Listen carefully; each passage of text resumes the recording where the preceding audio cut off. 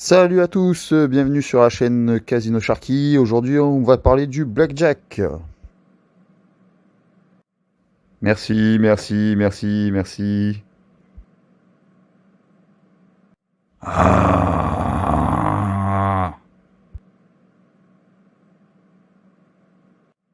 Yes, yes, yes.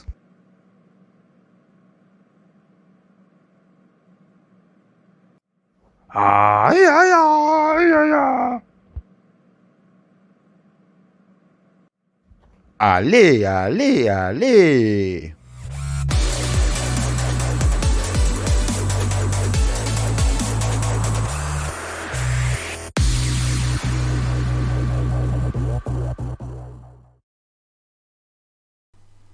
C'est parti. Alors, on va se faire l'histoire, les règles, les stratégies et les conseils de Sharky. C'est parti, on commence par l'histoire.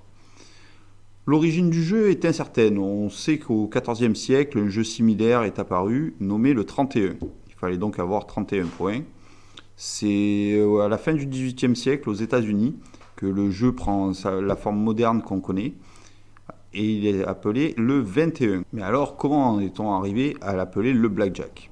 Ce n'est pas un hasard. Aux États-Unis, à cette époque, les casinos cherchent à attirer de nouveaux joueurs et donc à rendre le jeu plus attractif. Ils inventent donc des bonus, dont le plus connu, le blackjack. Le but est d'atteindre la combinaison avec un as accompagné d'un valet noir. Valet noir que vous traduisez en anglais par blackjack. La combinaison paye à cette époque 10 pour 1.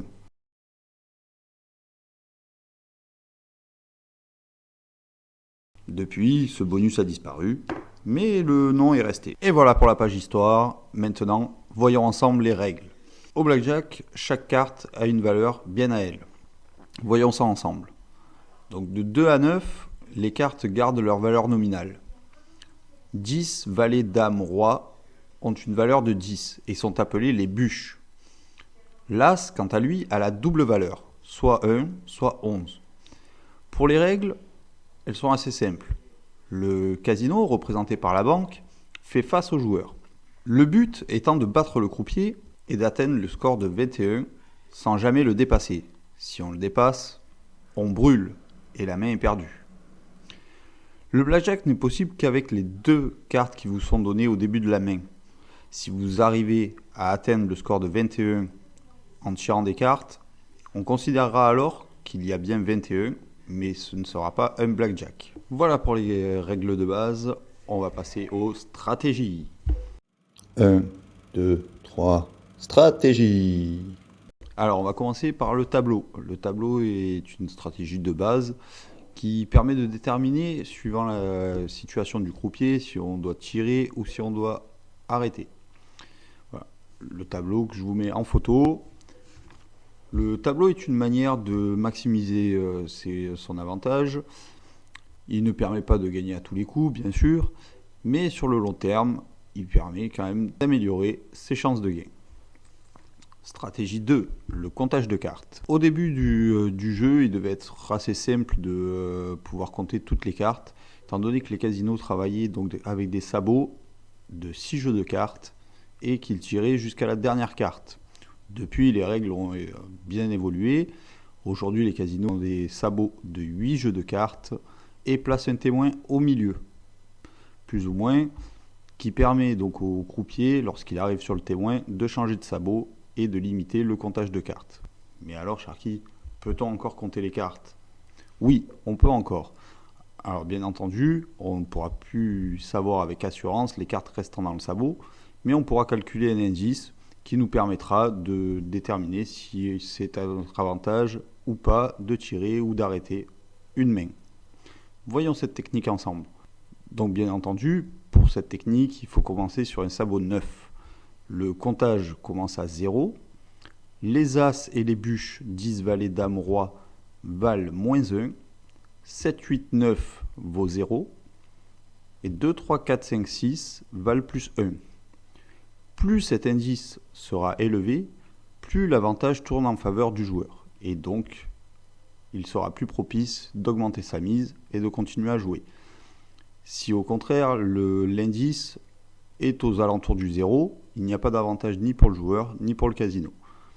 l'indice est faible, l'avantage est clairement en train de tourner en faveur du casino. Il est donc recommandé de baisser sa mise, voire de quitter la table. Stratégie 3, le jeu en équipe.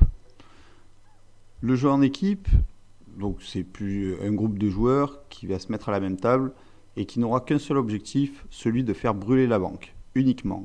Ils ne jouent pas pour juste gagner la banque, il faut faire brûler la banque. Ils n'hésiteront pas à brûler des mains pour pouvoir conserver l'avantage aux joueurs, avec souvent la technique que je vous ai présentée précédemment, à savoir le comptage de cartes. Ils ne jouent pas individuellement. Voyons ensemble maintenant les joueurs notables du blackjack.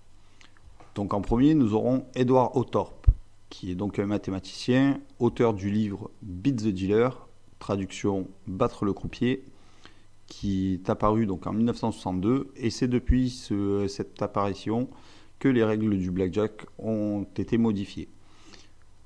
Il explique dedans donc cette fameuse méthode du comptage de cartes, et les casinos se sont donc adaptés avec de nouvelles règles.